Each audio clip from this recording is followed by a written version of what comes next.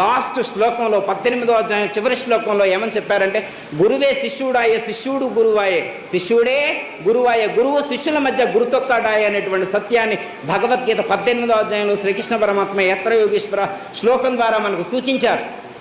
అంటే గురువుకి శిష్యుడికి భేదం లేదు, అర్జునుడికి శ్రీకృష్ణ పరమాత్మకు భేదం లేదు, భక్తుడికి భగవంతుడికి భేదం లేదు అనేటువంటి భక్తుడిని భగవంతుడి స్థాయికి తీసుకొచ్చినటువంటి గొప్పదైనటువంటి జ్ఞానాన్ని భగవద్గీతలో శ్రీకృష్ణ పరమాత్మ అందించటం అనేటువంటిది జరిగింది. ఎందుకంటే మనం ఒక పని చేసినప్పుడు, ఒక పూజ చేసినప్పుడు కానీ, ఒక పుస్తకం చదివినప్పుడు కానీ దానికి సంబంధించినటువంటి ఒక అర్థం అనేటువంటిది మనకు తెలియాలి. దాన్నే గురుతత్వం అవిజ్ఞాయ అంటే గురుతత్వాన్ని తెలుసుకోకుండా